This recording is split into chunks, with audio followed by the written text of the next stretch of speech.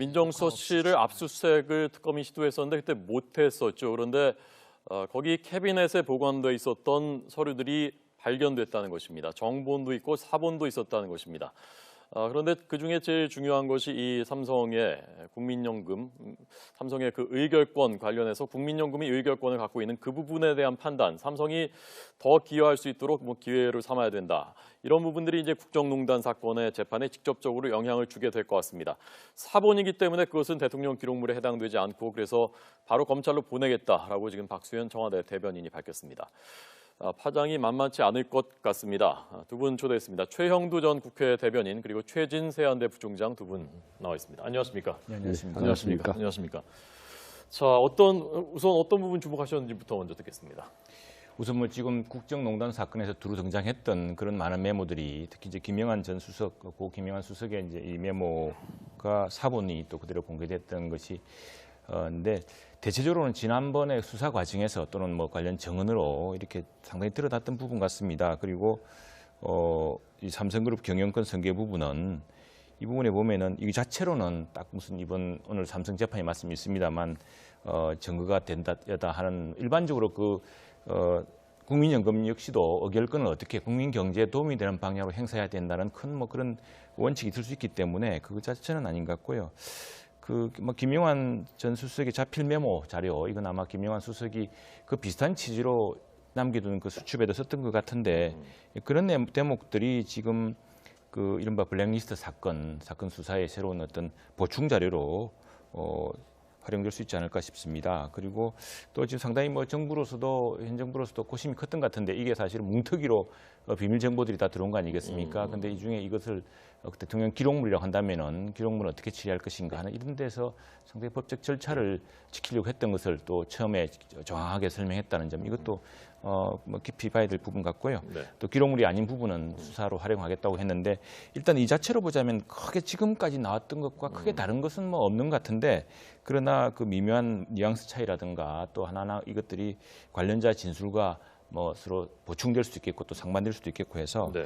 아마도 지금 재판 과정에서 일정한 영향을 끼칠 것 같습니다. 이 삼성 승계 국면에서 예컨대 이제 이런 부분, 그러니까 물론 원론적으로 국가 경제에 더 기여하게 하는 기회로 활용한다 이런 부분 원론적인 언급일 수 있겠습니다만은 정부가 상당한 영향력을 행사할 수 있다 이런 부분은 그 재판에서 중요한 정황 증거로 활용될 수 있는 부분 아닙니까? 그렇죠. 오늘 특히 그렇죠. 오늘 이 때문에 사실은 유죄가 나왔고요. 지금 국민연금기금 이사장도 그렇고 그 관련 부분이 나와 있기 때문에 이거 자체가 더 강화된 보장 증거가 될 건지는 모르겠습니다만, 그러나 삼성그룹의 경영권 승계의 어떤 계기에 검토하겠다는 표현이라든가 이런 표현들은 상당히 썩 그렇게 아주 투명해 보이지 않은 그런 부분 의혹을 남기고 있습니다. 네, 부총장님. 정말 청와대 방금 대변인 발표에서 몇 가지 좀 중요한 시사점이 있는데요. 하나는 이 300건에 달하는 문건이 이제 청와대 공간 재배치 과정에서 발견했다고 그러지 않습니까? 그래서 이번 정부도 과거 청와대처럼 민정수석실이나 정무, 경제수석실을 전반적으로 지금 내부적으로 재배치하고 있구나. 자체적으로 감사 내지는 검사를 하고 있구나라는 사실 하나 알 수 있고요. 또한 저 중요한 자료들을 보관하고 있는 민정수석실, 또 국가기록물 체제 내부가 얼마나 허술을 했는지를 알 수가 있습니다. 더구나 박근혜 전 대통령이 탄핵되는 과정에 서둘러 청와대를 나오는 과정에서 상당히 허둥대거나 여러 무질서했었구나라는 부분을 하나 느낄 수가 있습니다. 그리고 방금 이제 일부 공개한 자료들을 보니까 상당히 중요한 자료들 아니겠습니까? 삼성 경영권 승계 문제, 블랙리스트, 그다음 고 김영환 씨 민정수석의 심지어 자필 메모까지 나와 있다는 부분을 공개하는 거 보면 앞으로 이 부분, 그러니까 박근혜 최순실 게이트 혹은 우병우 문제 이런 문제에 대해서 은폐 의도가 있었지 않냐. 그래서 다시 재수사를 하고 훨씬 더 수사나 조사를 강화하겠다는 그런 메시지가 좀 청와대 대변인의 말에 담겨 있는 것 같습니다. 그 삼성 부분은 어떻게 보셨습니까, 부총장님? 지금 이 부분이 가장 첨예한 문제 아니겠습니까? 지금 이재용 전 부회장이 지금 재판을 받고 있는 과정에서, 그래서 아마 이런 부분도 경영권 승계 과정에서 청와대가 깊숙이 개입한 그런 단서 내진 자료들이 추가로 발견되고 또 검찰이 추가로 수사할 가능성이 훨씬 높은 그런 걸 좀 암시하고 있는 것 같습니다. 네, 어쨌건 검찰로 다 사본을 보내겠다고 했으니까 검찰이 들여다보고 수사가 더 추가로 진행돼야 되는 부분 아마 수사를 하게 될 것 같습니다. 예, 블랙리스트 부분은 문체부의 모든 국실장들이 전원이 검증 대상이다라는 내용이 포함되어 있었다고 하는데 이 부분은 어떻게 해석하셨습니까? 이 부분 아마 유사한 그간에 사실상 그래서 이제 그때 불이익을 당했다는 분이 지금 이번에 차관으로 다 복직 아주 화려하게 복직하지 않았습니까? 노태강 차관이요. 예. 그래서 이제 그런 부분들이 이미 알려져 있기 때문에 과연 이 문서가 누가 작성하고 어떤 식으로 보고됐느냐. 청와대 문서라고 하지만 그것이 그냥 그 단계에서 뭐 민정을 동향을 살핀 정도였는지 아니면 이게 실제로 무슨 결재에 의해서 이것이 직접 지휘로 실제로 그 실행 지침으로 청와대 뭐 대통령이나 비서실장이나 누구 결재까지 난 사안인지 그런 이제 결재 라인이 과연 어느 정도 드러나 있느냐 여기에 따라서 좀 달라지겠습니다만 이 내용 자체로 보자면은 그동안 블랙리스트 사건으로 특히나 문제가 돼 왔던 그리고 당시에 그 문체부 장관이 이미 그 유진용 장관이 이와 관련된 인터뷰도 많이 하고 자료를 많이 했기 때문에 당사자 관련 증언들이 있었고요. 그런 그 정황들과 비슷한 그런 실질적인 문건이 나왔는데 그 문건이 과연 어느 정도 비중의 문건이냐, 대통령의 지시사항을 전달한 문건이냐, 아니면 동정 파악을 해서 보고한 문건이냐, 또 어디까지 보고가 됐느냐, 이런 것들이 아마 어떤 법률적인 그 비중, 또 앞으로 상당히 수사에서의 어떤 그 하나의 보강 증거가 될 수 있느냐, 아느냐, 상당히 큰 갈림점이 될 것 같습니다. 참 이해하기가 힘든 게 당시에 특검이 압수수색을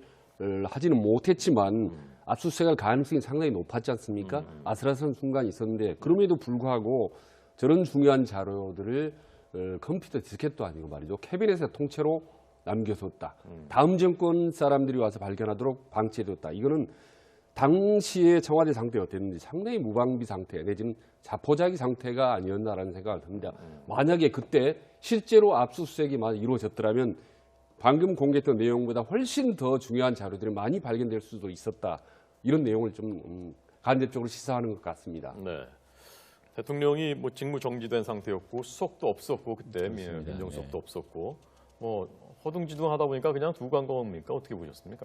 그런 여러 가지 가능성이 있겠죠. 이 기록물 분류를 다 하고 모든 기록물 처리 근거가 있습니다. 그 근거에 따라서 기록물을 정리했어야 되는데 이걸 처리를 하지 못하고 한 걸 보면은 당시에 이제 비서실장과 민정수석 또 이렇게 이러는 지휘 체제가 상당히 좀 허술하게 되었던 것 같고 또 이 문제에 대해서 아무튼 뭐 좀 그 청와대는 다 비워주는 게 관례거든요. 다 모든 걸 다 비워가지고 새롭게 들어오는 정부가 이제 일을 시작할 수 있게 해줘야 되는데 여기서 뭐 여러 가지 지금 우리 최 부총리 말씀하셨습니다만 그 당시에 그 내부 분위기를 보여주는 여러 단면이라고 하겠습니다. 예, 자, 그 박지원 대변인 들고 있는 그 메모 좀 한번 볼까요? 잠깐, 잠깐 멈춰 볼까요? 저 글자 보이십니까? 글자 잘 안 보이시죠? 저희 지금 그 모니터가 작아서 그런가요? 네, 아마 6필로 쓴 것 같은데요. 네. 저런 자료를 극히 일부를 아마 공개를 한 것 같은데 저게 이제 한 300여 쪽 된다는 거 아니겠습니까? 그렇다면 그 내용 중에 지금 삼성 경영권 승계 문제, 지방선거 판세, 또 문학의 블랙리스트, 고 김영하 메모인데 그런 구체적인 내용들이 수사 자료에 아마 상당히 중요한 증거로 채택이 될 가능성이 높거든요. 네. 자, 지금 저희가 확대를 한번 해봤습니다. 좀 한번 다시 좀 보겠습니다. 그러니까 고 김영한 민정수석의 전 민정수석의 자필 메모인데요. 어느 정도 중요한 건지 지금까지 뭐 드러나지 않았었던 것이 있는지 여부는 아직 확인되지 않고 있습니다. 아까 브리핑으로 봐서는 특별히 아주 새로운 내용은 없었던 것 같은데요. 일단 이 내용은 잘 안 보이시죠? 네. 예, 아마 그 나중에 좀 더 크게 해서 기자들이 확인한 다음에 다시 그 내용은 보도하게 될 것 같습니다. 뭐 일부 언론이 뭐 이런 내용들도 있으니까 상당히 다양한 내용들이 6필로 기록한 것 같은데요. 네, 이미 비망록이 한번 공개가 됐었으니까요. 그렇습니다. 김영한 전 민정수석 추가로 이제 이런 메모들이 공개가 된 것이죠. 자, 그 좀 더 짚어봐야 되는 제가 그 주목하지 못한 것들 있으면 혹시 첨언하실 거 있으면 하시고 다음 주제로 넘어가겠습니다. 뭐 말씀하실 거 있습니까? 아니요, 대통령 기록물을 아무튼 상당히 주목할 부분은 대변인이 밝혔듯이 이 기록물이 사실은 다 보고서 여기에 여러 가지 그 이전 정부를 비난할 수 있고 비방할 수 있는 그런 정치로 활용할 수 있을 텐데 그걸 대통령 기록물의 어떤 기준에 따라서 적법하게 처리하려고 했던 노력이 일단 돋보였고요.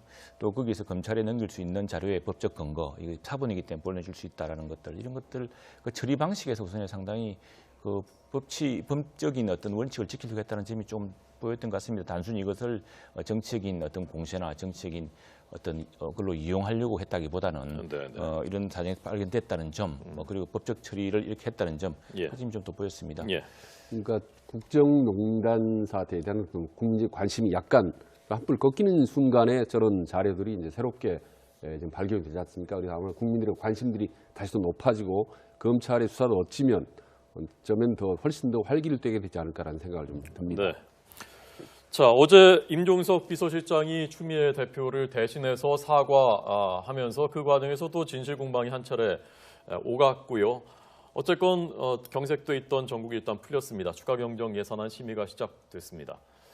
어제 대리 사과 어떻게 네. 보셨습니까? 난 청와대 그 비서실장과 정무수석 그리고 또 민주당의 우원식 원내대표의 정치력이 정말 네. 빛나는 순간이었습니다. 예. 사실은 뭐 추미애 대표로서는 대표가 말을 해놓고 또 말을 번복하기도 힘든 상황이고 또 국민의당으로서는 엄청나게 자존심이 상하고 이 정말 체면을 거의 존재의 그까지 위협할 만한 그런 상황이었기 때문에 이 문제에 대해서는 양보할 수 없는 상황이었고 이 과정에서 정말 빛나는 대통령으로 하여금 또 물러설 수 있게 했던 여지를 만들어 주었고 또 그래서 그런 점에서 정말 정치력의 복원 청와대 정무팀과 비서실장 그리고 원내대표의 우원식 원내대표의 정치력이 발휘된 순간이고 여당 내에서 비로소 정부에서 여당이 정치력을 갖기 시작했다. 그래서 그러면서 이제 공직 장관 후보자 중에 한 사람이 스스로 사퇴하게 하고 또 밀려있던 국방장관은 그대로 지명을 이제 진행하고 하면서 정치적으로 풀리지 않았습니까? 그래서 그 점은 지금 여기서는 뭐 대리 사과의 표현 문제, 언컨트롤러블한 사람이었다 했느냐 안 그런 표현보다는 전반적으로 이렇게 상황이 풀렸습니다. 꽉 막혔던 상황이 풀렸거든요. 상황을 풀어내는 그런 청와대 비서실장과 정무수석 그리고 여당 원내대표의 정치력이 상당히 돋보이는 순간이고 이걸 통해서 또 협치를 복원할 수 있었던 야 3당의 또 태도도 상당히 빛나는 그런 하루였습니다. 네, 예.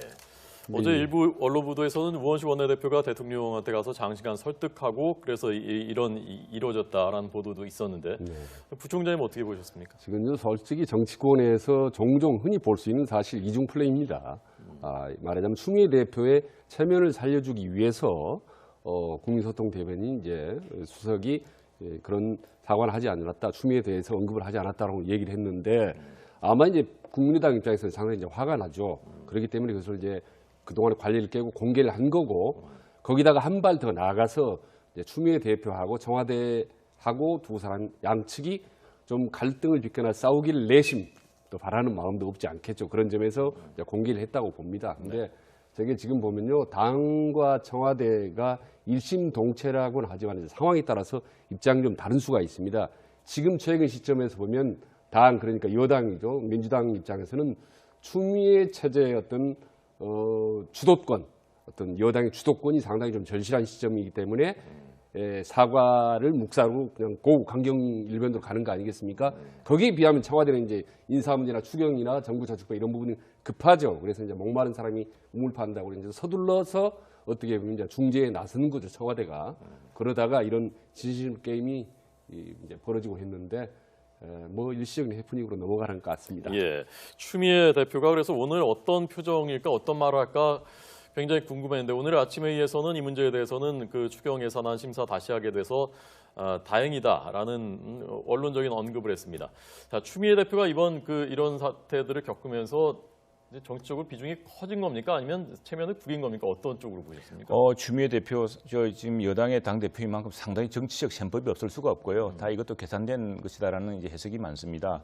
우선에 문준용 씨의 그걸 둘러싼 국민의당의 조작 사건에 대해서 당 대표가 이 공격수로 나서서 하는 건 참 드문 일이거든요. 그건 뭔가 정치적인 셈법이 있어서 정특실을 따지고 할 수밖에 없습니다.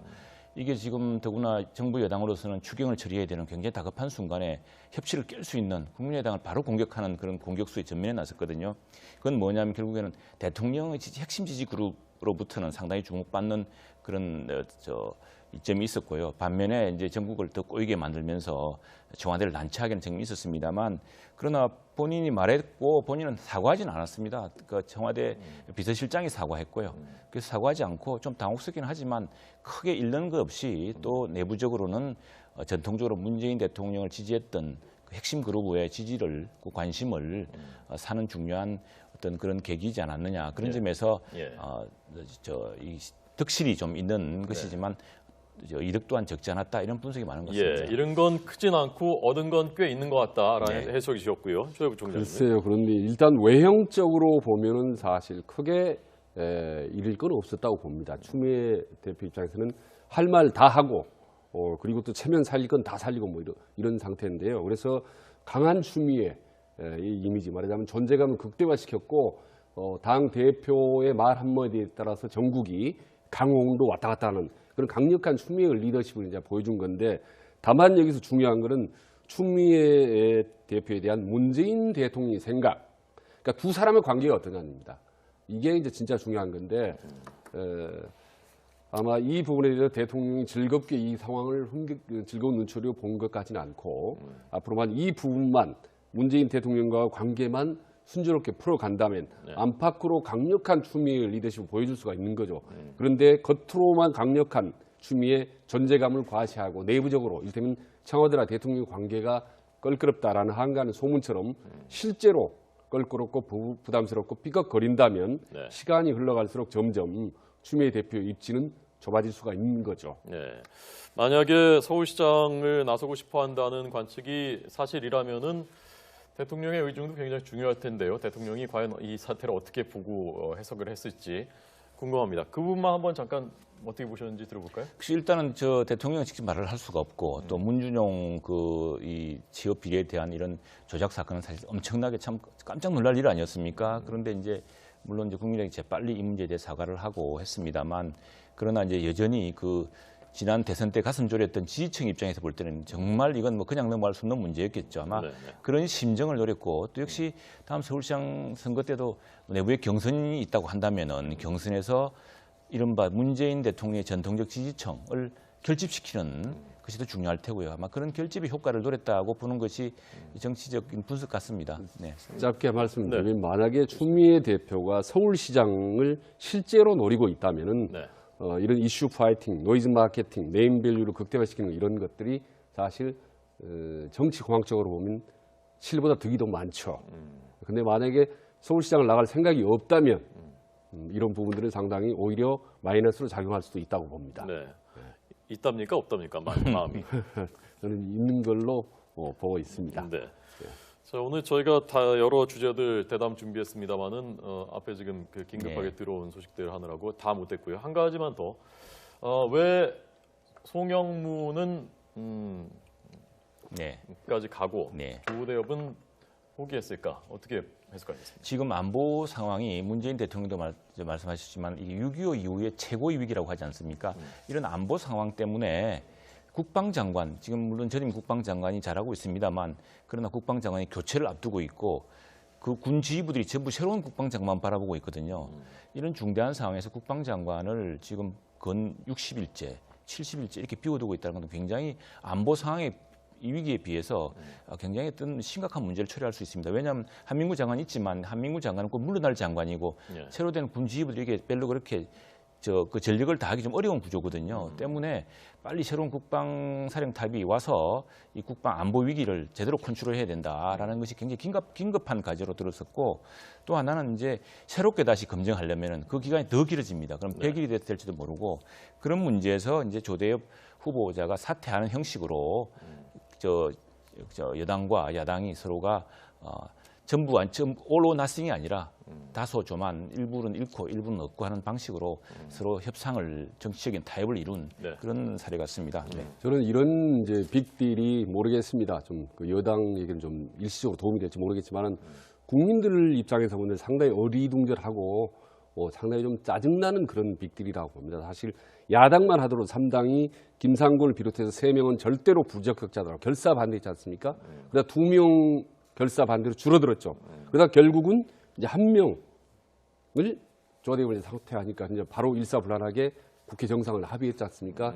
이 야당의 대대에서도 저는 실망하기 힘들고 이해하기가 쉽지가 않고 여당, 청와대, 대통령 입장에서 두 사람은 절대적으로 임명을 해야 된다. 특별한 하자가 없다라고 하더니 막판에 또 다시 1명은 조대부분 이제 양보하는 쪽으로 했지 않습니까? 네네. 이게 이제 뭐 정치력이라 정치적 협상이라고 할 말은 없지만은 이런 부분들이 사실은 국민들로부터 자꾸 정치에 대한 불신을 좀 심화시킨다고 봅니다. 그러니까 야당도 처음부터 부족하지만 이 정도는 괜찮다라면 흔쾌하게 협상을 하고 이 사람은 절대로 안 된다 할 경우는 야당은 절대로 반대를 해야 여당이나 청와대에게도 경종을 울릴 수 있는 거죠. 네. 대통령도 마찬가지입니다. 이 사람은 안 되겠다는 애당초 처음부터 하지를 말든지 과감하게 포기하든지 해야 되는 건데 이렇게 적당하게 협상을 하다가 마지막에 주고받고 하는 이런 딜의 정치 말이죠. 이런 몰미 협상의 정치, 이런 어두운 정치가 계속될 경우에는 일시적으로는 득실이 여야에게 있을지 모르겠지만 국민들로부터는 자꾸 점수를 이렇게 깎아먹는 정치가 될 수밖에 없다고 봅니다. 네,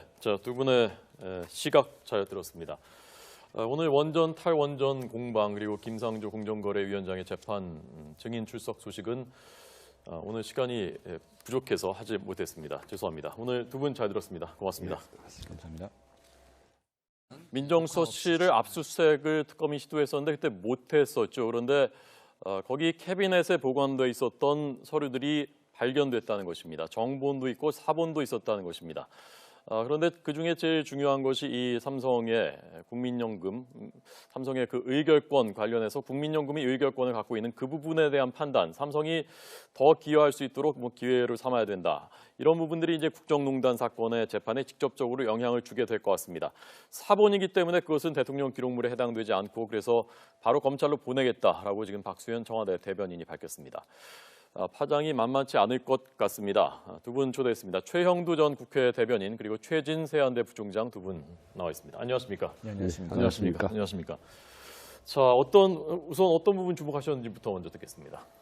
우선 뭐 지금 국정농단 사건에서 두루 등장했던 그런 많은 메모들이 특히 이제 김영환 전 수석, 고 김영환 수석의 뭐 이거 자체가 더 강화된 보장 증거가 될 건지는 모르겠습니다만 그러나 삼성그룹의 경영권 승계의 어떤 뭐 계기에 뭐 검토하겠다는 표현이라든가 이런 표현들은 상당히 썩 그렇게 아주 투명해 보이지 않은 그런 부분 의혹을 남기고 있습니다. 네, 총장님. 정말 청와대 방금 대변인 발표에서 몇 가지 좀 중요한 시사점이 있는데요. 하나는 이 300건에 달하는 문건이 이제 청와대 공간 재배치 과정에서 발견했다고 그러지 않습니까? 그래서 이번 정부도 과거 청와대처럼 민정수석실이나 정무, 경제수석실을 전반적으로 지금 내부적으로 재배치하고 있구나. 네. 자체적으로 감사 내지는 검사를 하고 있구나라는 사실을 하나 알 수 있고요.